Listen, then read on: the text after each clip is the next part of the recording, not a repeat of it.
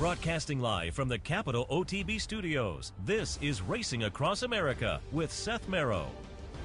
We'd like to thank Woodbine for their sponsorship of this program and some of the other programming and events here at Capital OTB.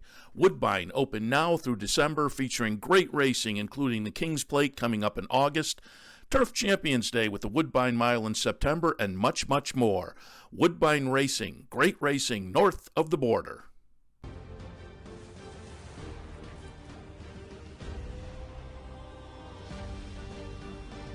Good morning and welcome to Racing Across America on this Saturday morning. I am Seth Merrow. Thanks for joining us. The week between, as it were, post-Derby, pre-Preakness.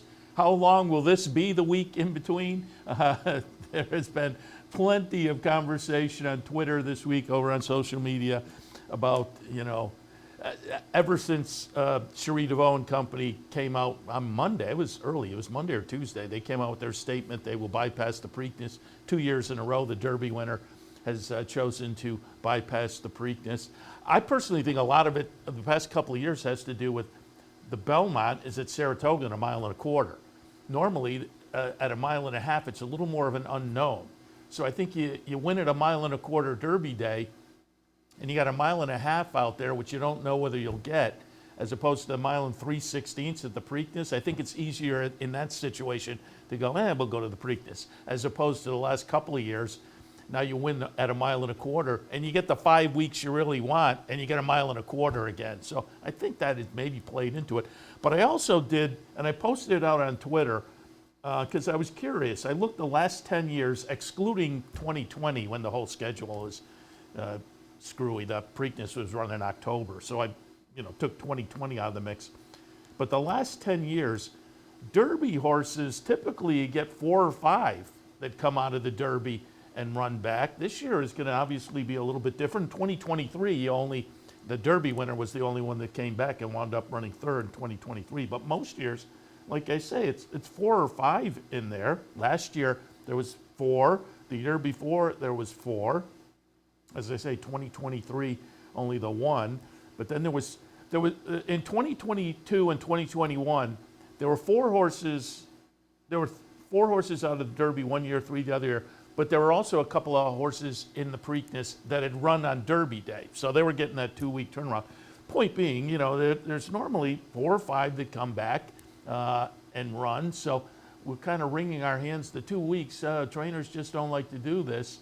And the last couple of years, the Derby winner has bypassed. But if you look over the last 10 years, and recently essentially, the Derby winner himself over the last few years has been in the mix 1, 2, 3, 4, 5, 6, 7. Derby winner has been in 7 of the last 10 Preaknesses, and Derby runners have won 6 of the last 10 Preaknesses. So I get both sides of the argument. Let's expand it. Let's give a little more time. But I also think maybe it's a little overdone with the, nobody wants to do 2 weeks anymore. I think if you look at the actual numbers, that there are horses that are coming back and performing nicely the 2 weeks. So, but again, we shall see how it shakes out. We'll also see how it shakes out just overall with Maryland Racing, which is getting in a little funny situation recently. We'll maybe hit on that as we move forward over the next couple of weeks. More Derby conversation today. Got a couple of guests that were down at Churchill last weekend. Mike Macadam for the Daily Gazette, caught up with him yesterday. We did a tape piece with him. He was down there for Oaks and Derby. So we'll recap some of the action on the 2 days. And then a little bit later on, we'll be joined live by Howard Kravets, HHH Racing Podcast. Howard also down in Louisville last weekend. So we'll get some of his thoughts of Derby and Oaks. But we'll also talk 3-year-old stakes action today with Howard. We'll take a look at the Peter Pan, which is down in New York this afternoon. Nice little stakes card, Belmont at Aqueduct today. So we'll hit on some of that action as well with Howard. Just before we go to the break, let me remind you that first, the Super High Five bankroll. The team's been selected, but just to alert folks who maybe want to follow along, I think the team has all been alerted. It was originally scheduled for last night, but after we scheduled it, Woodbine Mohawk came out and said, oh, we're going to do a mandatory on Saturday. So rather than Friday, we moved it to today, and it's going to work out. $195,000 carryover with the mandatory today. I will have $100 to play in the Super High Five. That's tonight, race number 12, Woodbine Mohawk. Tune into the network, play along, root for us. We'll post the ticket on the website. It should be fun. I'll try to put a little pyramid together, maybe do a couple of tickets, but it should be fun. It's race 12 tonight, Woodbine Mohawk, Super High Five bankroll. Also, we have a Preakness Syndicate that is open today. For a little amount of money, you get into some whale-sized tickets. Normally, our syndicates focus on pick 5 action. That will be the case again next week, but we'll also do some Preakness exactas. So some nice juicy exactas will be part of it too. So again, a little amount of money, you get in with some whale-sized tickets and maybe have some extra fun next weekend. Preakness and syndicate entries are open now. CapitalOTB.com. Click on the promotions link. Look for that syndicate graphic and then fill out the entry form. And also, we do have a live bankroll here at the Clubhouse Racebook next weekend. So if you want to come down and join us and watch the Preakness, I will be playing a live bankroll here at the Clubhouse Racebook, 711 Central Avenue in Albany. So lots of fun action coming up over starting today with the Super High Five and rolling right through into next weekend as well. All right, we'll take our break. Again, a little bit later on, Howard Kravis will join us, but after the break, Mike Macadam from the Daily Gazette recapping some of the action as he was there live last weekend down at Churchill, Oaks Derby Day. All of that right after this. Stay tuned.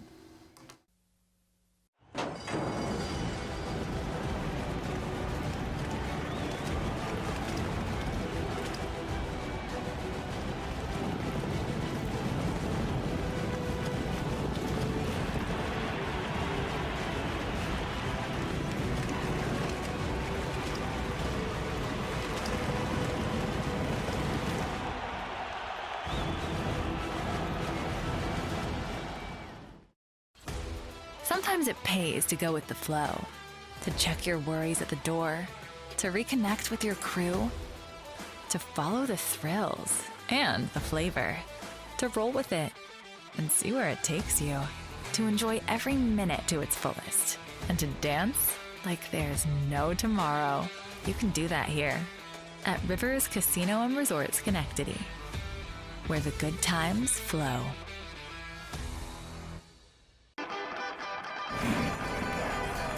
Want to get your career in horse racing off to a fast start? Well, the University of Arizona's Racetrack Industry Program is your winning ticket. The Racetrack Industry Program has served as a springboard to some of the industry's most successful individuals, with a proven track record of job placement right out of college.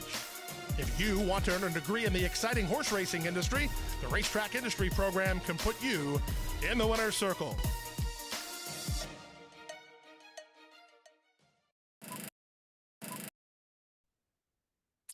Joined now by Mike Macadam, sports writer from the Daily Gazette. He was at Churchill Downs last weekend, Oaks and Derby, so I thought pull him in, get a little more recap on the big weekend. Mike, good morning.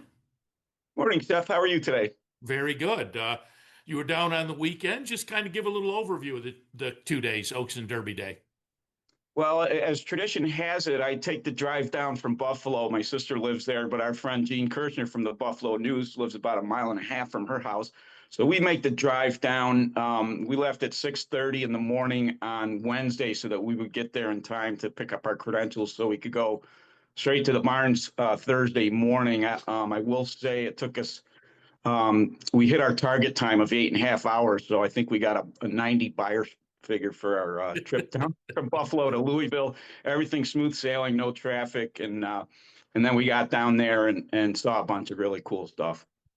It was a great weekend overall. I've said it a bunch of times. I got into the game as a kid. I liked, brain teasers, and at the track you have 8 or 9 or 10 brain teasers a day. And if you're right, you get paid. I like that. But now being on the media side as well, when we can tie in some good stories, and there were all kinds of good stories over the weekend as well. So it was really satisfying. Yeah. And I'll tell people you wrote obviously a lot about it, and we'll talk a little bit about some more you have coming up.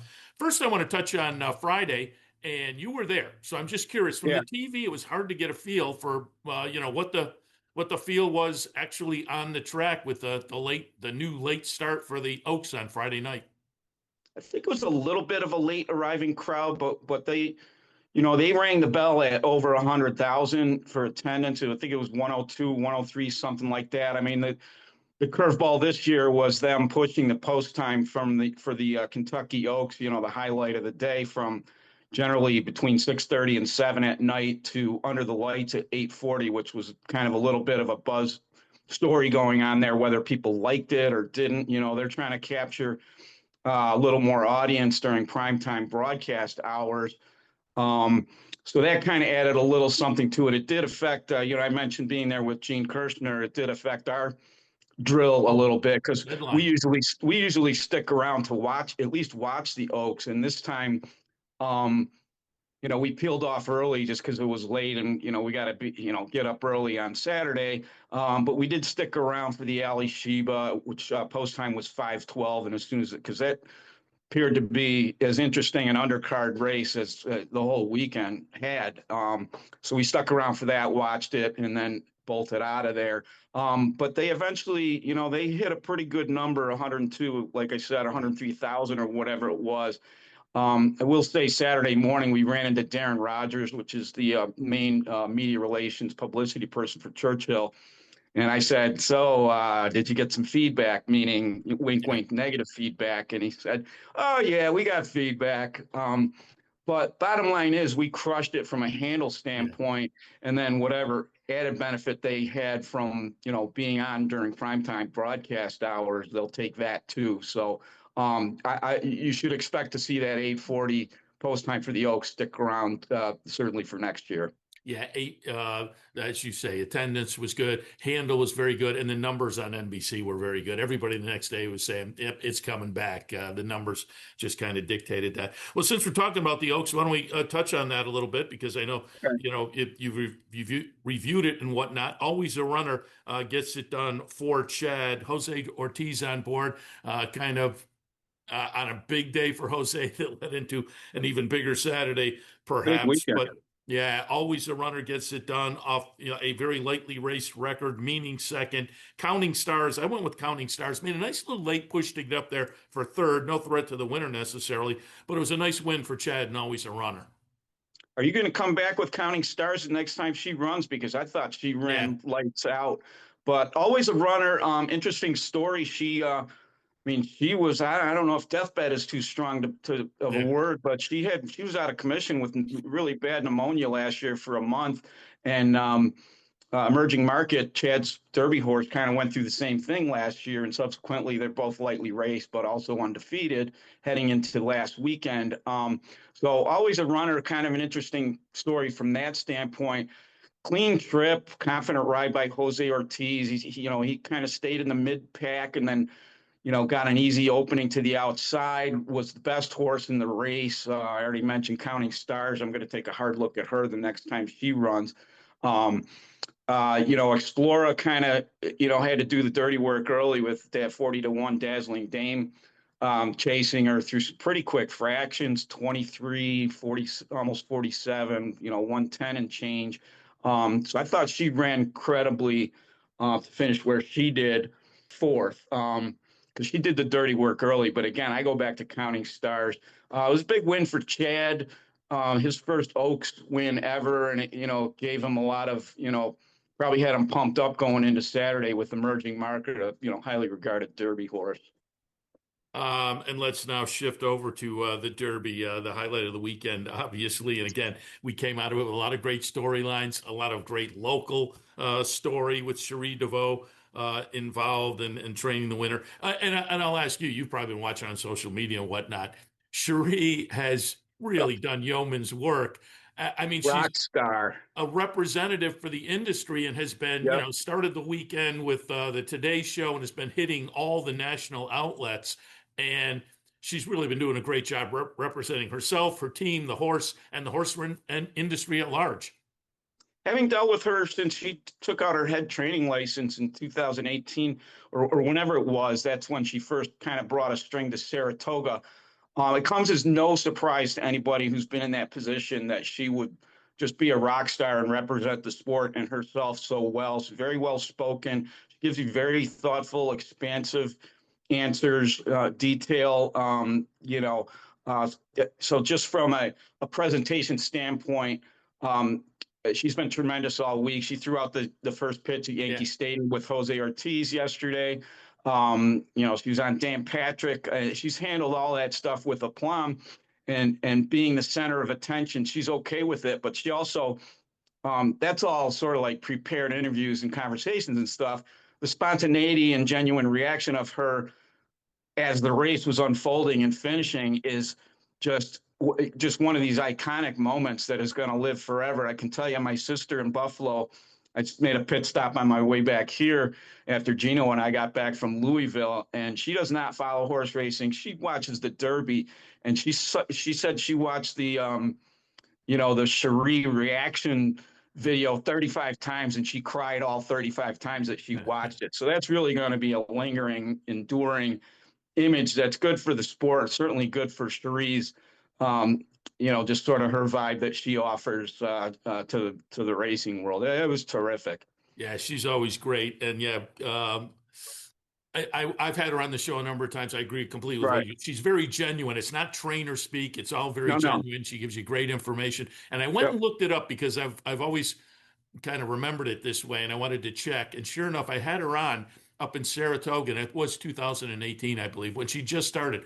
Her fifth starter was later that afternoon, and usually being on the show can be pretty lucky. She missed by that much for her first, what would have been her first winner of the career. It took another couple months to get there, but that was a close call. And again, she's been kind of a regular since then. Let's talk a little bit about the race. I had Renegade on top, and there was 4 or 5 strides where I thought, I'm going to get home, and just couldn't, do it with the momentum of Golden Tempo. They both came from way back there. Oselli kind of surprised at big odds, getting up for third, Chief Wallaby fourth, and On Bourbon fifth. Some of the more logicals were down the finishing positions. But what were your overall thoughts on the Derby?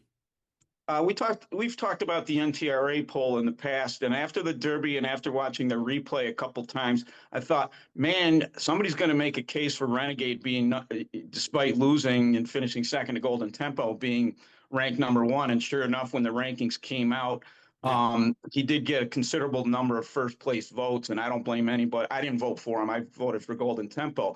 As far as the race itself, when you watch the NBC replay, of course, they take advantage of those great drone shots, and they are on the, it's mid-turn on the second turn, I think it is, and they use the drone shot. He's not even in the frame. So there's 18 horses in the field, and you can see 17 of them, but you can't see that familiar, red cap and black silks, Phipps silks that we're all very familiar with. Masterful ride by Jose Ortiz, and the horse showed up. I talked to Cherie DeVoe on Thursday before the race, had her all by myself, which, that's not happening anymore. But one of my questions was curling on top in a Bernardini mare, should this trip be okay? She said, yeah, he's going to be quite okay with a mile and a quarter. And he was all of a mile, and he needed all of that pedigree and everything else to get there. Renegade, Justin, winning race despite, getting slammed at the start. I mean, everybody made the point of, since they built that new 20-horse, 20-gate starting gate, with the one has, I don't know, about an 8-10 foot gap between the rail and the actual gate, that the one hole wouldn't be the disaster, dreadful, position to be that historically it has been. So what happens? 4 horses just blast over and really, I mean, hip checked him pretty close to the rail, and he somehow overcame that and ran a winning race. Then you get the great image of the 2 Ortiz brothers, kind of grabbing hands or, fist bumping at, after the wire. I picked Emerging Market. He had no excuse. He had great position and just, rail trip in the middle of the turn. He split horses inside the 8th pole, got to the rail at the 16th pole and had running room in front of him and just came up empty. I had Commandment in second.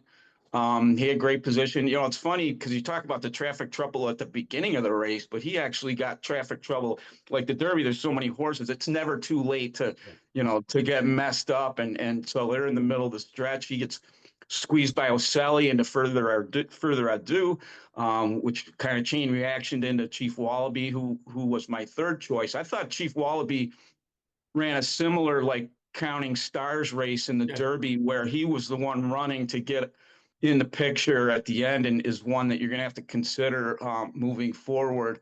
I thought Dan and Bourbon ran a pretty gutsy race for fifth, being part of a pretty crazy, 23 at 46, 110 early fraction. So I thought let's keep an eye on him. I don't know where he's going to go next, but fifth place finish. And then based on my conversation, as I already mentioned with Cherie DeVoe on Thursday, I was like, you know what? I'm going to stick Golden Tempo in fourth. And after my column ran in Friday's paper, and then the horse won on Saturday, I got a couple texts or emails saying, wow, you're a psychic talking to Cherie on Thursday, and you're clairvoyant. And my response to all of those was, if I'm such a psychic and such a clairvoyant, how come I didn't bet him on top? I bet him in my fourth place spot. And I bet some tries with him, box with my other two in the second and third positions. But if I'm so smart, why didn't I have him on top? So that's the way that goes. I stepped into the exacta, luckily, because we were out here in the clubhouse race book kind of during the day talking with people and whatnot. And before the race, I looked up. I did not use Golden Tempo in my mix. And again, I had Renegade on top. But I looked up, I saw 23-1 and a couple other horses at odds. So I tossed a few horses in the exacta box. So I walked away a little bit happy there, just based on the odds. But again, Irad Ortiz becomes, I believe, only the 9th jockey to do the Oaks Derby double on the same weekend. He has an incredible weekend. It was a great story with the Jose Ortiz. Sorry, I think you said Irad. Yeah, Jose Ortiz. Yes. Right. Irad running second, and the Irad Mike Rapoli rapport in the unsaddling area got a little positive response as well. And then Cherie with the Saratoga connections, a Saratoga native. Her father was over at the harness track, and local Chuck Simon worked for her father at the harness track for a while. Then he went out on his own and became a thoroughbred trainer and was kind of a mentor to Cherie early on. And so that's a great story. The late Chuck Simon, untimely passing a couple of years ago. But again, that was a nice part of the story as well. Yeah, it's fascinating backstory for Cherie. I mean, her dad was a longtime trainer on the harness side, bounced all over the place. I mean, they moved to Florida when she was 10. Not sure where exactly. I talked to Chuck's father, Charlie Simon, yesterday for a story that I'm doing for Sunday's paper. It'll be online on Saturday at some point, and he gave me all kinds of good stuff. I mean, Chuck met Cherie when she was a little girl at Saratoga Raceway, and there's some really good stuff about Chuck. Like his dad was telling me that Chuck lied. He gave a fake Social Security number when he first started working on the backstretch there. There's some like tax form history there that might not hold up to scrutiny by the IRS. But Chuck, first started working for Cherie's father, Butch DeVoe, at the harness track, and then he picked up his stakes. And the harness world can be kind of vagabond, moving all over the place. They were down at Monticello, and then ultimately, upon the suggestion of, I think, her father or her mom or somebody, when she started getting into the racing side, they suggested crossing over into thoroughbreds, and the first thing they thought of was go work for Chuck Simon, and she was his exercise rider in Kentucky at Louisville, and eventually became his assistant trainer for 6 years. So that's kind of where she learned her craft and everything. And Chuck remains a very important influence on Cherie. She called his dad like not long after the race. She texted him a photo or emailed the photo that's been circulating around where she took a Rose over to Barn 14 at Churchill, where Chuck was stabled and where she got her start. So there's a lot of good stuff there. Chuck Simon's from Saratoga Springs, Saratoga Catholic High School. So just geographically, he wound up, working for Cherie's dad, and then, kind of the role reversal where she got her start working for Chuck. So it was kind of some interesting backstory to go along with, like the whole DeVoe family jumping in that white van and driving from upstate New York to Louisville, which was well documented by Cherie's sister, Adrienne. DeVoe's on the go hashtag. Really good stuff there. So there's a lot to unpack with this whole story. And again, going back to Cherie, how good she is in front of the camera and just talking to people and being genuine. Thankfully, we have a proper narrator for all of this good stuff. Yeah, she's done a great job. Any thoughts? She kind of was, let's see how the horse comes out of it before we make a decision on the Preakness. And then they took the horse to the track earlier this week, and they sent out a statement that said, we're going to bypass the Preakness and aim for the Belmont at Saratoga. Any thoughts on that? There was, understandably, I get both sides of it. Some hand wringing, people saying, let's move the Preakness or whatnot. I went back, I posted, people can find it on Twitter. I went back out of curiosity and looked the last 10 years. Where have Derby starters finished in the Preakness? 7 of the last 10 Derbies have been won by Derby starters. 6 Derby winners have shown up over the last 10 years. So I'm not sure it's as much of a thing as people are making out necessarily, although, again, I get both sides of the argument. But what were your thoughts when they decided to bypass? I wasn't surprised at all. I was actually more surprised that she didn't, take it off the board on Monday and earlier. I mean, I know you want to look at the horse and you don't want to rule anything out, and there's no rule that says you have to declare out of the race like immediately, or there's any timetable other than, they're drawing the race this Monday coming up at 5:00. So I was more surprised that she didn't take it off the board sooner than I was when she decided not to run in it. I mean, people just don't do this anymore. Yeah. I mean, Derby starters don't come, whether, even the losers don't come back very often. We saw Journalism was remarkable last year, running on all 3 legs, and finishing second to Sovereignty twice and winning the Preakness. But I think these days that's unusual. I will go back to NTRA teleconference, and people can look up the transcript on the NTRA website from where they had Brad Cox and Chad Brown. This is the week coming up to the Derby, where they had some good thoughts about that whole spacing. And Chad, has some really good in-depth opinions about that. And he's always been a traditionalist, but he's starting to, kind of his opinion is evolving where he thinks they should move it back. And Brad Cox took it a step further. He said, yeah, we gotta run it back in 3 weeks. And then someone came up with a follow-up question and said, do you even think 3 weeks is enough? And he said, no, not really. And he pulled an example, Catching Freedom, who he said, he ran well in the Derby, finished 4th. He ran well in the Preakness, finished third. And I don't think we ever got another good run out of him. So the other good point he made was that when you run Derby Preakness, you hurt your horse's chances of having a 4-year-old season. And he pointed to Sovereignty as being an example of, what can happen if you skip the Preakness and run in the Belmont. Now we have Sovereignty back this year to enjoy and see what he can pull out his 4-year-old season. So they were making a lot of good arguments. I'm still not 100% sold. I think it's going to happen eventually. Whether it should or not, I'm still not 100% sold on that, just because, going back to Brad Cox's point, with the way horses are managed these days, 3 weeks might not be enough. Yeah. So we'll see what happens. But in the meantime, back to the Golden Tempo question.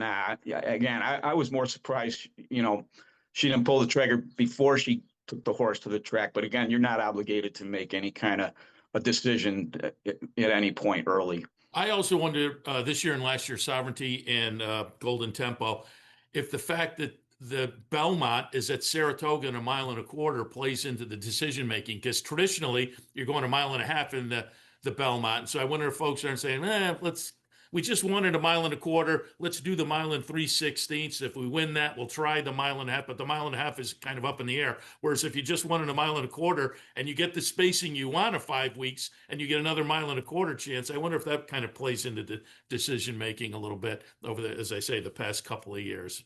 Yeah, that could be.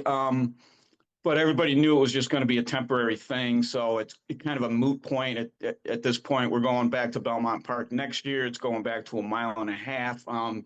Nobody trains for 1.5 miles really. So I'm looking forward to this year's Belmont at Saratoga just because we're going to get Renegade back. Chief Wallaby's already up is already up there at Bill Mott's barn. Renegade was there couldn't get there fast enough, so he's already up at Saratoga in Todd Pletcher's barn. And Sovereignty, for that matter, is up there too training. So maybe I'll get to see them on Monday. Monday they're opening the main track for workouts for the first time. They won't be timed workouts until the following Friday, but I'm thinking of sneaking up there and just snooping around a little bit and see what I can see as long as the weather's okay. Again, a fun Derby Oaks weekend with the highlight races, and they'll play into, obviously, the Belmont up at Saratoga with the Cherie DeVoe story, and as you say, the other big runners coming up. But you mentioned some of the undercard. You mentioned the Ali Sheba, and I had that as a note in here to maybe talk about and get some opinions. Corporate Power gets it done over Skippy Longstocking. The story there, though, is Baeza, who got the poor start and came like a freight train at the end. What is with this horse he adds another third place finish to his sparkling resume, but it didn't have to be that way because of that start. And, there's a lot of debate about whether the assistant starter held on too long, but the fact remains he was 2 strides behind right out of the starting gate and came flying at the end and ran really kind of a winning race. I will say, I kind of thought I'm terrible at predicting these things or, forming an opinion on it, but I thought Corporate Power should have come down. They looked at it a long time, and he initiated the contact with Skippy Longstocking on the inside and then did it again. And then there was a little bit of pushback, but I thought Corporate Power was a candidate to come down. You don't want to do that in a great race like that, of course. But they did look at it a long time, and then ultimately Corporate Power, the result stood. I will say that Steve Asmussen afterwards said, well, we're looking forward to this horse being a player in the older dirt division. So you already had a pretty stock category already, and you throw this horse in there who beat Skippy and Baeza. Granted, Baeza had an excuse, but it just adds one more player to that older dirt division, which, we had a lot of fun with last year too. And, you throw Corporate Power in there, it could be very similar to 25 in that division.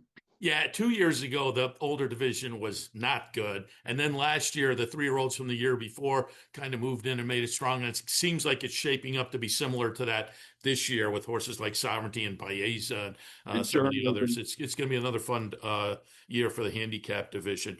Another one that was notable to me, stark contrast, winning the American Turf. Had gotten the points to get into the Derby and the Jeff Ruby, and they were kind of going back and forth. I said right away when they made the decision, no Derby, American Turf, I said, you made the right decision. They did. He looked good. And I noted, you mentioned the NTRA poll earlier, stark contrast with the win on the turf over the weekend. Goes from no votes the week before to number 6 on the top 10 in the 3-year-old poll. Which is funny on a personal basis for me, because I think I voted him in the lower tiers like a month and a half ago, and then I got off him.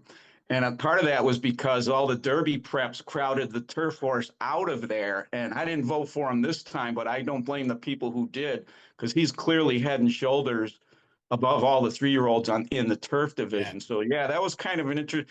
I saw him win. I was like, oh, remember when you were voting on that horse about 2 months ago? And then you jumped off the wagon. So, we can look forward to him running in some fun races up at Saratoga during the summer meet, the Hall of Fame race, which is the big 3-year-old turf race. So that was kind of an interesting twist. You mentioned 3-year-olds, though, Crude Velocity in the Pat Day Mile. I'm sure that was the next question, perhaps. You got it. But I mean, he popped a nice triple digit 100 buyer in the Pat Day mile. Sounds like Bob Baffert is still a little on the fence whether they will go to the Preakness, but if they do, you got to think he's going to be the favorite to pull off like another Seize the Gray, Pat Day Baffert, mile. the last I heard, Baffert was tilting away from it, which is Okay. surprising because I agree with you off of that effort. I was excited to see him go to the Preakness. I wonder if it's the 2 week thing that comes into it. Although Baffert's one of the guys who is more likely he ain't to do afraid it. to do that. Yeah. He ain't afraid to make that move. But I'll also say in the Pat Day, the Cherie horse looked good, being lightly raced. Englishman ran second in there, but looked good. I think that was only the third start. I think he's got a little bit of a future too, and I mean, just adds to her, the quality that she has in her barn. So yeah, I'm glad you brought him up because I was kind of looking at him a little bit before the race, knowing that Crude Velocity was kind of going to be the steam horse, and rightfully so as it turned out. But yeah, I mean, who knows? A lightly raced Englishman could kind of progress as the season moves along and could be a player, whether it's in the the Alan Jerkins or the Travers, or I don't know what sort of distance limitation that horse might have, but he could be a player certainly, and more reason to hang around Cherie's barn in the morning. Yeah, being a Cherie horse, I'm assuming we'll see that one up at Saratoga as well. Anything else on the undercards Friday or Saturday notable? Yeah, one thing I thought worth mentioning, well, two things actually. I was looking forward to the Splendora Ways and Means matchup in the Derby City Distaff, and then Art Disaster, a good horse, kind of spoiled that party. And then the other one was T.O. Elvis in the Churchill Downs on Saturday, popped a 108 buyer figure, and this is a Japan-based horse, so who knows where we're going to see him again. But I thought that was kind of a notable. Oh, and then one other one, I really liked the win by Rhetorical in the Turf Classic. Oh, for Will Walden. Just for no reason, has kind of semi-local breeding background with Mallory and Karen Mort at Gallagher's Stud in Columbia County, so we might have to swing over there and say hi to them at some point. Yeah, a nice little New York bred to. Yeah, I always say if you have a nice New York bred, you're in a good spot because you can, shop those New York bred stakes races, or if you're good enough, you go out and you face the Open Company, and you have options. Yeah. One more, just I wanted to touch on because I think it will float under the radar a little bit. I had Todd Pletcher on 3 weeks ago or so. We were talking the logical, obviously. But I mentioned, what about Power Shift? And he said, we're aiming for a maiden race on Derby week. And he shows up, and I thought the opener on Saturday, he looked pretty good and validated what we saw in that debut effort down at Tampa. Yeah. It's interesting because there's Derby weekend is so chock full of graded stakes races, but you got to pay attention to everything. Yeah. Maiden races, allowance races. You see some interesting things pop up in there.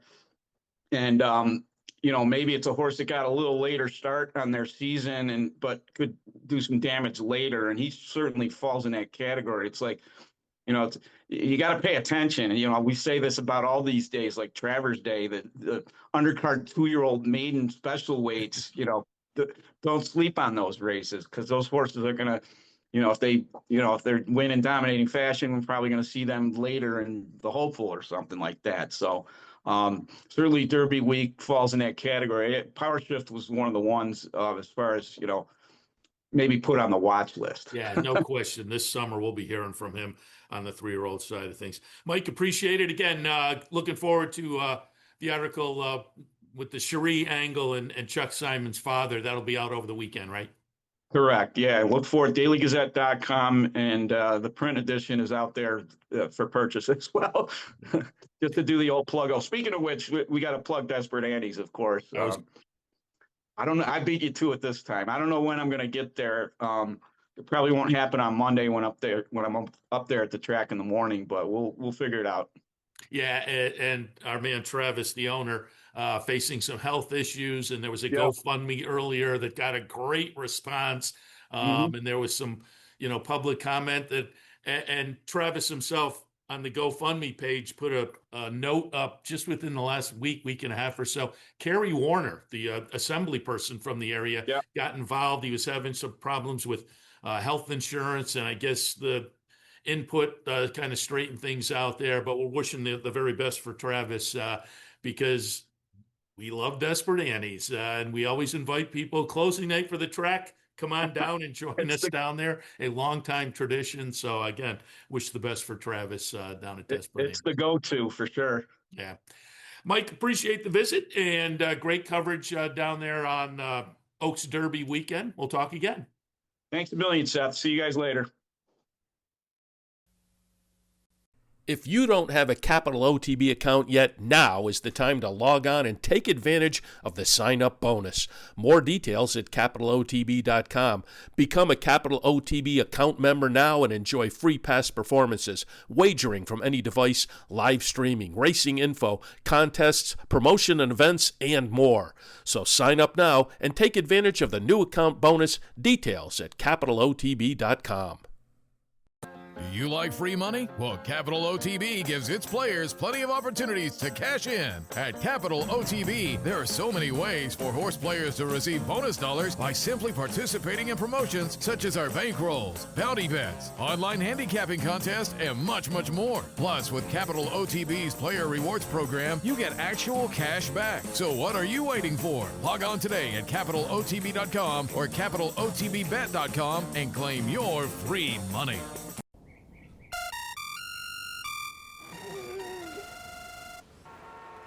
Come on. I want sales reports on my desk by Monday. Whoops. My bad. Love racing?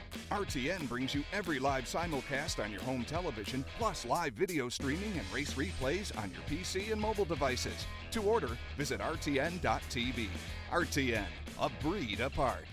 And we are joined now, as promised earlier, by Howard Kravitz, the HHH Racing Podcast. Again, we're at the in-between week, Preakness, but post-Derby, and another member of the media team that was at Churchill last weekend. I'm envious, but I thought we'd get some more recap from folks who were there live, joined by Howard Kravitz from the HHH Racing Podcast. Howard, good morning.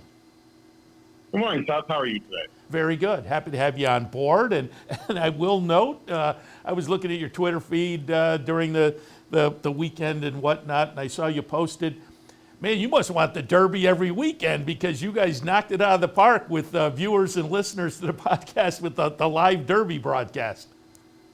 Yeah, we had over 36,000 views on our live broadcast from Churchill Downs on Derby morning. It was fantastic. By far our biggest viewership on a live broadcast. We had over 500 new subscribers to our YouTube channel. So, yeah, it was a very successful day / 10 days leading up to the Derby in Oaks. And the HHH family just keeps growing. Really proud of it. That when I saw those numbers, I thought, wow, that's fantastic because, I've been a viewer and watcher and touter of the podcast for quite a while now. So it's fun to see you guys continuing to grow and to get to those kind of numbers on Derby Day. Again, congratulations. Let's talk a little bit because, again, I looked at your Twitter feed and I've asked everybody the last couple of weeks. I had Bick on, Steve Bick last week. He was down there. I had Mike Macadam earlier today. He was down there. And I asked everybody, Kentucky Oaks, they did the experiment. And I think we're there, like it or not, given the handle numbers and the NBC numbers. But your comments were kind of, you had maybe a little bit of a mixed feeling as far as the 8:40 post time with the Oaks. Well, look, most importantly, I think we need to do what's best for the game, right? That's why I started the podcast, to try to grow the game. So it'd be a bit hypocritical for me to come out and say, we shouldn't do something when we get incredible amount of ratings, the highest ever. So let me just start off with that. That being said, it was great to be there. Obviously, my fourth time to Derby the Oaks. It's just not ideal for fans that are at the track. It's not ideal for horsemen either. The race didn't start till 8:40, and they were touting it. And I'm a big fan of Twin Spires. They sponsor us and whatnot, but that's okay. We can still, have critical points to be made. It really wasn't under the lights, first of all. The lights were on, but it was dusk, really. So it wasn't, like, completely dark, number one. That's a minor issue. But it's very late. They had no races afterwards, which I think is a problem. We need to change that stuff because you got 105,000 people leaving at the same time. It was a total nightmare, at least for us, to leave. A lot of people have to park remotely, which they do a great job setting that up. But it's a lot of people to get on, a lot of buses. We didn't leave the track. We did stay late for the press conference, I will say that. But we left the track about 9:30, and we were, didn't get back to the hotel till closer to like 10:45, and then you got to turn around and come back pretty early the next morning. Plus, you miss dinner opportunities. Obviously, I noticed a bunch of people did leave before the Oaks, or the 2 races before that. If you want to enjoy the night with their family and have dinner and whatnot, it wasn't ideal for horsemen or fans at the track. But for most other people, it seems like it was very popular. So, yeah, I'm sure it's going to continue. Yeah, with the numbers, I think they have to do it. But I get exactly what you're saying, and particularly the part of, and when you have the lights, you could do at least one more race, which then disperses the crowd a little bit, because it does, and as you say, if there's a remote parking, you have to get on buses, you got, tens of thousands of people leaving at the same time. So there are certainly the folks there live, but again, the numbers they put up were, and again, for the racing game, that's all great. So kind of a mixed situation, but given the numbers, I would think things continue that way. Talk a little bit about the Talk a little bit about the Oaks itself. We just saw the stretch run, always a runner, a 94 buyer over Meaning. Counting Stars was my pick, and I thought made a decent little run late to get up for third over Explora for the West Point folks, but just got going a little too late. Zany, who was the favorite, maybe a little bit disappointing there, running sixth. What were your impressions of the Oaks? Yeah, what an incredible training job by Chad Brown. And I was part of the press conference, asked him a question regarding the influence of Gunrunner, which is just one hell of a sire, obviously. But, this horse was very talented. She was sick early on, similar to Emerging Market, very similar story arcs for both of them. But Emerging Market, of course, didn't get the job done in the Derby. But, great ride. Jose Ortiz was just absolutely unbelievable last weekend. I mean, no one should be surprised by that. Irad as well. I mean, the Ortiz brothers, won 8 races on the 13 race card on Fridays. We were looking at always a runner here. I was against the West Coast horses, to be honest. They ran much better than I thought. I didn't like them in either race, the Oaks or the Derby. Credit to the West Coast horses running second or fourth, but always a runner got the run. Counting Stars ran fine, actually better than fine, ran well. But I agree, I was a little disappointed. My top pick was Zany. I was completely wrong. I was all about her all week long. Wasn't afraid to say it. I didn't like that she got the inside post, Seth. We talked about it at the post draw. She's a big filly. She was, she was sort of stuck down the inside. She really didn't get out too late. I still think there's a lot of talent there. Maybe I'm wrong.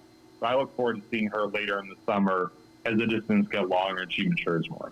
Yeah, in both the Oaks and the Derby, there was, some disappointments. Obviously, the winner ran great, lightly raced, and again, the story of her, having the life-threatening illness, and then last year and coming back now with only, the third start, and wins the Oaks for Chad Brown. But Zany, disappointing. Percy's Bar, a little bit disappointing.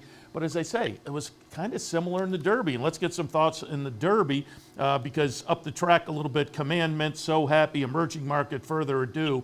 But we'll watch the stretch run here. Golden Tempo. And again, I said it earlier on the show. I'm all about the betting and the handicapping. That's what got me into the game. But now on the media side, I love good stories. And Cherie DeVoe and the Ortiz brothers made for a good story. There's about 5 strides here where I thought my top pick, Renegade, was going to get it done for Rapoli and Irad. But the momentum carries Golden Tempo by. Selly ran very well. Denon Bourbon, there was about, I don't know, as you came into the stretch, there was 100 yards or so where I thought this horse is going to get it done. It was a fun race, 95 buyer. It was a little light. We'll see how these 3-year-olds now do progressing late spring and into the summer. But what were your impressions of the Derby? Well, first of all, I think you can make a strong argument that Denon Bourbon ran the second or third best race of anyone. I mean, I thought he ran huge. First of all, hats off to Cherie. We've been a huge Cherie DeVoe fan on the show for a long time. We Paul the Halloran especially, we think she's going to the Hall of Fame. This is just going to add to that. At some point, Jose with a great patient ride. Isn't it amazing, Seth, the aftermath, how everyone seemed to love Golden Tempo in that race all of a sudden. He was 23-1, okay? So not everyone loved him. We know the Derby betting is weird. The pace was hot. It wasn't like crazy hot, but it was hot enough. And Renegade, good pick, ran huge after he bumped from the inside. I like Chief Wallaby. I thought he ran perfectly fine. He had trouble in the stretch when Ostelli came over. I was a little surprised the stewards didn't look at it because Ostelli actually bumped Further Ado, bumped Commandment, who bumped Further Ado, who bumped into Chief Wallaby. So Ostelli, I'm not going to say he took out three of the top runners, but definitely affected them in the stretch for sure. Yeah. It was a fun race. We were able to actually watch it on the turf course. It's the first time they allowed people to watch, media from the turf course, and some people took advantage of that. Some people in the media were, watching it from the winner's circle, but it was a really cool view. It was absolutely amazing to see them go by and see 150,000 people, Seth, screaming, and you're sort of looking down, not on you, but it felt that way because obviously, all the sound comes down onto the track. It was really quite amazing. I feel bad for Poli. Renegade ran great, but he's going to have his day again. Just obviously won't be in the Derby, and we'll see what Golden Tempo does. I don't even want to talk about, to be honest, about why isn't Golden Tempo running. And you know what?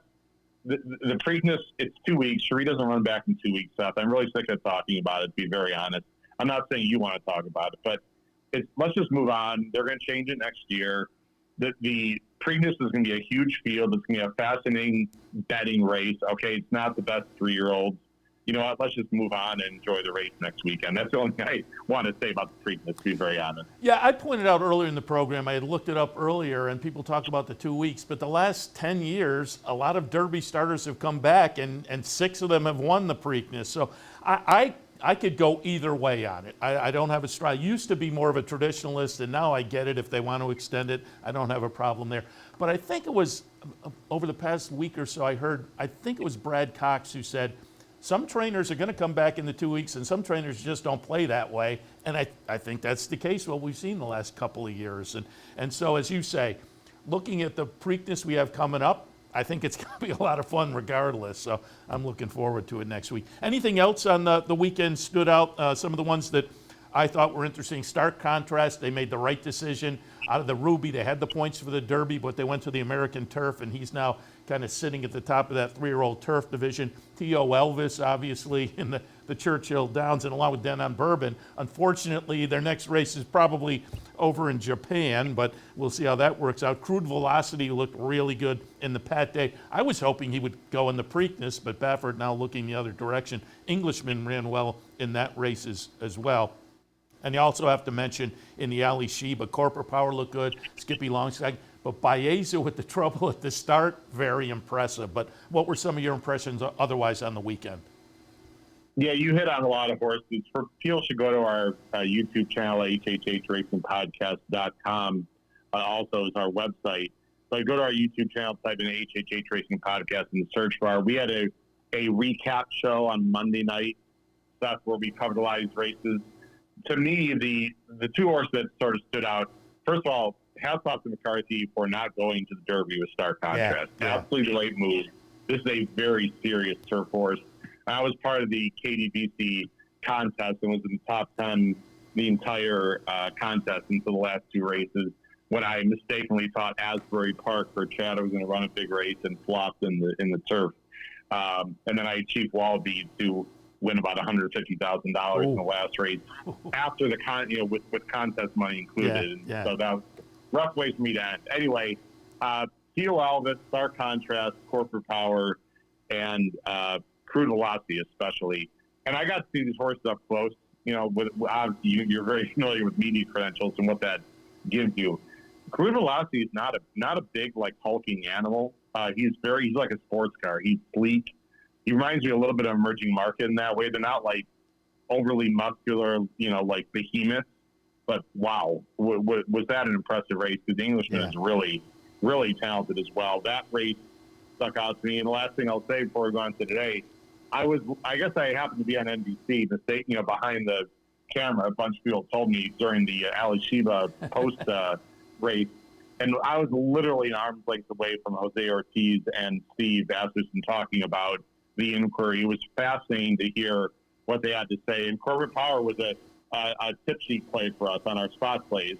As was always a runner, by the way, last start, not the Oaks, the one before that. So again, our perfect tip sheet had another fantastic weekend as well. But yeah, you mentioned the big horses. It was a lot of fun. And yeah, I think that Corporate Power, Skippy Longstocking, and Baeza add to what is, again, this year going to be a fun handicap division. So I'm looking forward to that. One more I wanted to touch on, because, again, looking at your Twitter feed, and you mentioned playing in the contest, it sounded like you got the day off to a good start with a horse that I said earlier might float under the radar because it was only a maiden race. But did you use Power Shift in the opener? I did. So I had 2 entries, very briefly, 2 entries. I won both of them going in. So we had $3,500 of live money on both of them. It was a $5,000 contest. Shout out to Inspires. I played a $2,000 straight exact Power Shift over the 3, and the name of the 3 is escaping. It was a California horse. So I was fighting right away, Seth. I wasn't messing around, and got off to a great start. And like I said, had a very successful contest. Just picked the wrong race to really go for at Asbury Park, and then I had a smaller amount left to play with. I cheap wall used my pick all week, and so. But yeah, I like Power Shift. I think Power Shift could be a factor, into the Jim Dandy, Travers. We'll see.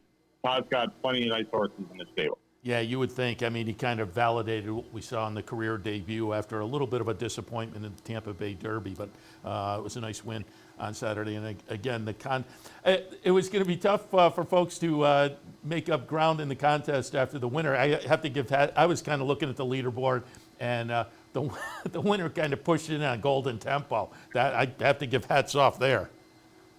Yeah, I got to give credit to that. I mean, it's you only have 3,000.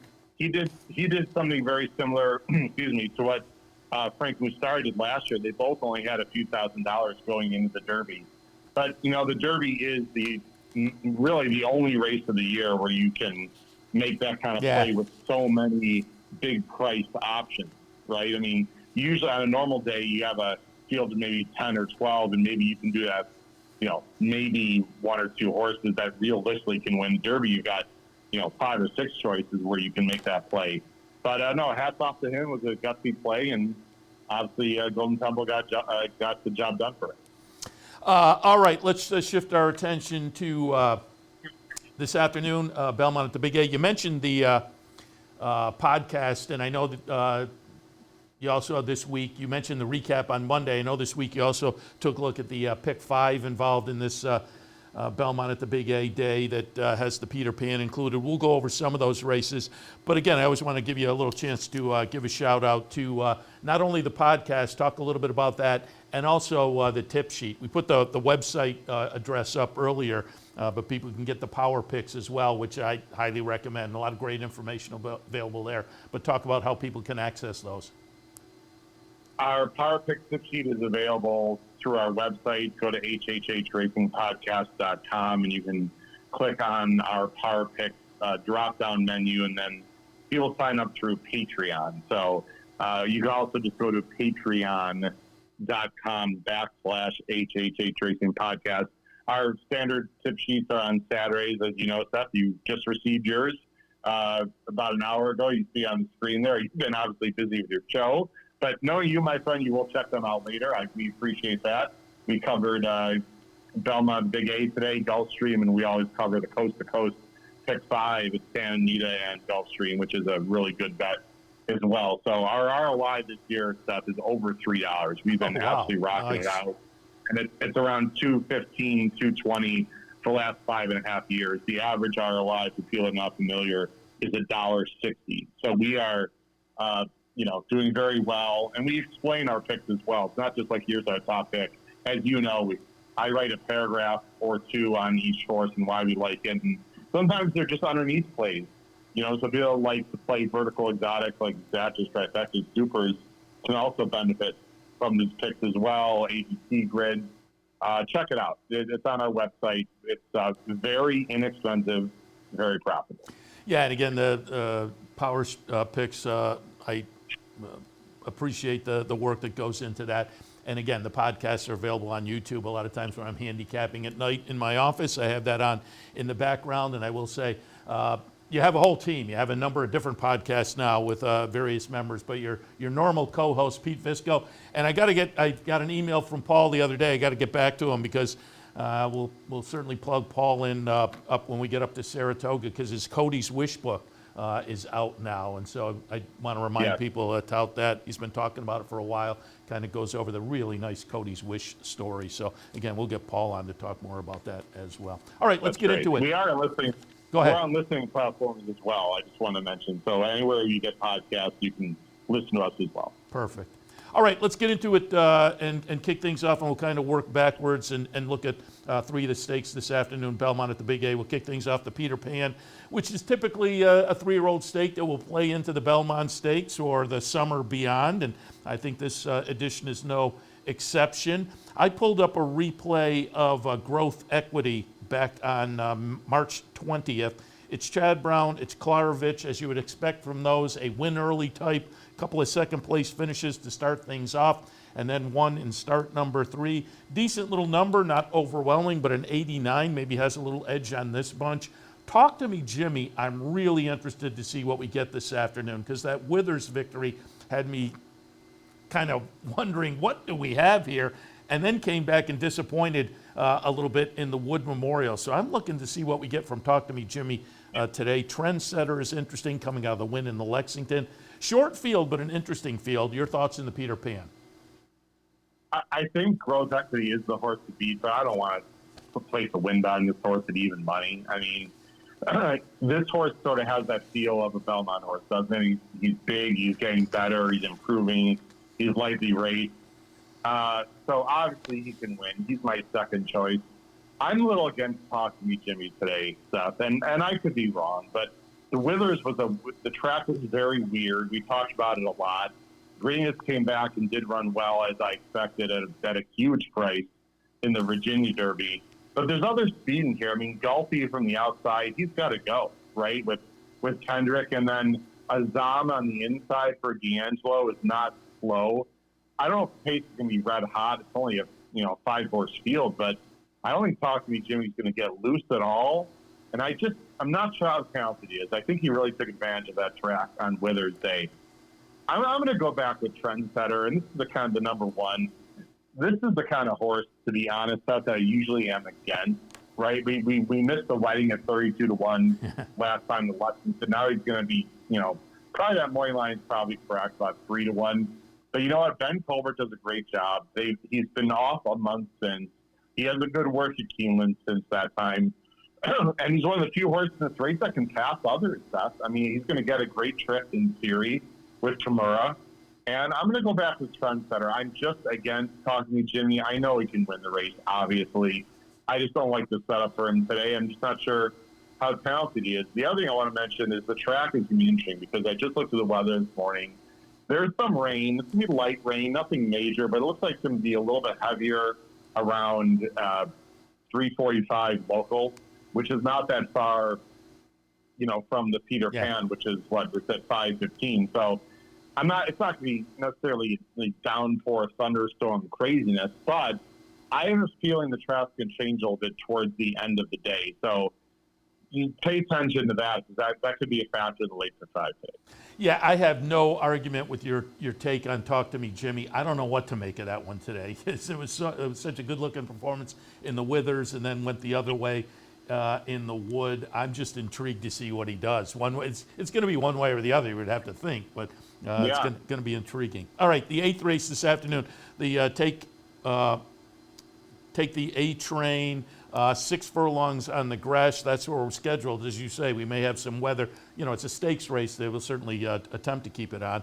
I thought Cadenza was interesting for Brad Cox. Certainly the career so far has been very good. Now, there's only one turf race. It was a win. The most recent races were on the synthetic at Turfway. But as I say, they were competitive. Pillar of Beauty for Bill Mott. Maybe has to step it up off the most recent effort, at least number-wise, but I don't think that's out of the question. Sweet Montreal, one more guitar. Again, interesting field. Your thoughts in the Take the A Train? I should mention in race 10, they already scratched the main track only on the outside, so I anticipate all the stake races to be on the turf. I know race 10 is allowance race, but just to mention that to people. This is a tricky race. You mentioned a few horses. Pete Visco does a great job with me along with Paul on Picks and Ponies. We both like the same horse. We're going to take a shot at number 5, Alpenglow. And I realized that this Charlatan filly freaked last time, going 5 furlongs on the Tapeta Gulfstream. And it's not easy to close on that, 5 furlong configuration on the Tapeta. However, in her turf start 2 back on 7.5, she didn't break it all from the outside, rushed up. The running line looked awful. Not only does she not, want 2 turns, she needs to break. So that race is a complete toss out. She's worked well since. I don't see a crazy amount of early speed here. And if Loscano can get Alpenglow out to the lead at 8-1, the number 5 for Qatar Racing, I think she's got a shot. I mean, Cadenza can win the number 6, but I don't know, Seth. There's a bunch of math in this field, to be very honest. And I'm sort of hoping Alpenglow breaks well and puts them to sleep up front, and no one really goes hellbent with her on the lead. So we're going with the price on our podcast, myself and Pete, with number 5, Alpenglow at 8-1. Yeah, and the Bullet workout just a little over a week ago down at Palm Meadows kind of touts her a little bit as well. So I don't have any argument there. Interesting. And finally, 7th race today, the Ruffian kicks off the late pick 5, by the way. It's the 1-turn mile down there, grade 2 event. I pulled up a replay of another Chad Klarovich runner, Inefficiency, again, back on March 20th, getting it done. Start number 2, win number 2, both nice daylight wins, improving buyer number. So that's a player. Eunomia is the morning line favorite for Safi Joseph, coming out of some nice stakes, 2 back, 1 a stake. That short meet at Colonial, and last time just missed in the double dog there at Keeneland. Cassier, the number 1 horse, if I'm pronouncing that correctly, is maybe interesting at a price. Iris Maxima. Again, another fun field. Your thoughts in the Ruffian? Yeah, I mean, I think Inefficiency's got a big shot here. Similar to Growth Equity, right? Lightly raced horses, maybe hasn't faced the best competition, but figures to step up. There's a lot of speed here with Iris Maxima going. I think Dazzling Moo, even though the blinkers are off. Safi's got, 3 in this race, I think, which is interesting. He's got Eunomia in here also, so I'm curious to see if any of these scratch or what happens. Eunomia is the horse to beat. I agree with Cassiar, the number 1. I think that's the surprise package of the race to, close from a little bit deeper with Dylan Davis and Shug. I mean, you don't want to forget about those connections at 10-1. But I'm going to go with Inefficiency here. She's been the opposite of that. She's been extremely effective and efficient in her 2 races. I think it's a great spot for her to step up. She's going to have to do it, but she's been very impressive. And I think with Irish Maxima going into the lead, Dry Powder is also not slow. There's a lot of speed here. So I think Inefficiency's got a great chance to win from off the pace. And I agree with you. I think Cassiar is a passing long shot in the Ruffian today. Fun set of stakes down in New York, Belmont, at the Big A this afternoon, including the 3-year-olds in the Peter Pan, as we're all about the 3-year-olds going next week, the Preakness. So a little Peter Pan action this afternoon. Happy to go over some of that stakes. And Howard, before I let you go, I know you're involved in some of the Adelphi horses, and Adelphi, last 6 months or so, been on a nice little roll. You involved in anything coming up? Not today. 1-900 running, by the way, the number 5 in the Nehru, a very fast horse who didn't really appreciate the track last time, by the way. So we'll look for 1-900 to bounce back and run a big race in Nehru. I've got a nice filly called Twirling Beauty, you might have heard of, who won a very good allowance race and has been involved in some minor stake races, a sprinting filly. She's been getting some rest, and she'll be coming back. And the last thing I'll say is I'm part of a expensive Golden Pal 2-year-old colt that is trained by Miguel Clement that the Adelphi partnership is extremely excited about, that I spent for myself a decent amount of money on. And I'm very excited to see this Golden Pal colt run, probably starting at Saratoga for Miguel Clement. Will probably be a turf sprinter, but be prepared to hear about a horse named Antonelli. That's the name of the horse, named after the Formula One driver, because Miguel Clement is a very big Formula One guy. So we named the horse per his request, Antonelli, a talented Golden Pal 2-year-old colt that should be hitting the track middle of the early or middle of the Saratoga meet that we are very excited about. Nice. Well, that's my second Miguel Clement 2-year-old that I'll be rooting for. The guys I play, a few of the guys I play basketball with at the Y, some old man basketball, are in on Cyber Baby, a nice little 2-year-old. They have, I think, has arrived at Oklahoma already and is working out for Miguel. So a couple of 2-year-olds I'll be rooting for over the summer. Looking forward to that.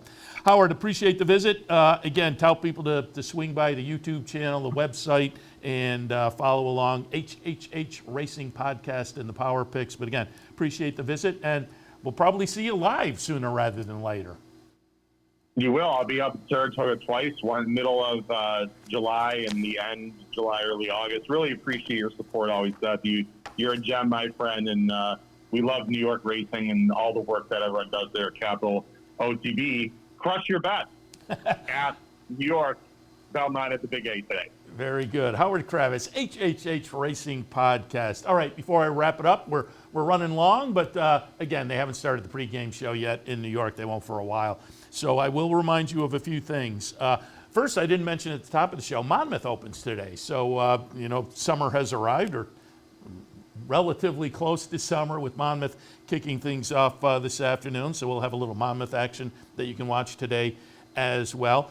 Mentioned some of the promos earlier. And again, that Super Hi-Fi bankroll was scheduled for Friday night, last night. But when Woodbine Mohawk announced the mandatory pay tonight, we shifted it. And it was a great move because $195,000 carryover with the mandatory pay. I'll have $100 to play on behalf of the team. Team's been selected, but we'd love to have you tune in tonight and watch along and play along some Woodbine Mohawk. Don't forget, free PPs available at capitalotb.com for Capital OTB bet members. So play along and root us home for the Super High Five play tonight, or plays on behalf of the bankroll team. Open this morning is the Preakness Syndicate. Again, $25 gets you in. There'll be 40 people on the team. So jump in. There's going to be plenty of room. Jump in. $25. That's $1,000 total amongst the players. Then Capital OTB kicks in another $500. And so for a reasonable amount of money, you get in on some whale-sized tickets. And normally we concentrate on the Pick 5. We will again next weekend. Preakness Day Pick 5. But we're also going to have a little chunk of money for some Preakness exacta bets. So it should be fun. And don't forget, if you're on the team, you make selections, and then a consensus is put together. So your input counts. We'd love to have you on the syndicate team for the Preakness next weekend. Entries are open now, capitalotb.com. Click on the promotions link, look for that graphic, fill out an entry form, and see if you can win a little extra cash next weekend, Preakness Day. And we'll also have a live Preakness bankroll right here, Clubhouse Racebook, on Saturday. I'll have a nice chunk of change to play on behalf of the team. If you come down next Saturday, you'll have until 2 o'clock to put your name in the bin. We'll randomly select the team, and I'll play during the afternoon on behalf of that team and split up the winnings at the end of the day, hopefully knocking it out of the park on behalf of the team. Again, that's next Saturday, Clubhouse Racebook, 711 Central Avenue in Albany. All right, Seth Merrow on a Saturday morning, wrapping it up with some nice recap action. Derby Oaks weekend with both Mike Macadam and Howard Kravets, and a little preview as well of some of the stakes action this afternoon, Belmont at Aqueduct. I'll be back taking a look at Belmont at Aqueduct and some Churchill action as well when we come back for OTB Live, probably about an hour and 15 minutes or so. We'll kick back in for OTB Live for a Saturday afternoon. So we'll see you then. We'd like to thank Woodbine for their sponsorship of this program and some of the other programming and events here at Capital OTB. Woodbine open now through December, featuring great racing, including the King's Plate coming up in August, Turf Champions Day with the Woodbine Mile in September, and much, much more. Woodbine Racing, great racing north of the border. You're watching OTB TV, a service of Capital Off-Track Betting.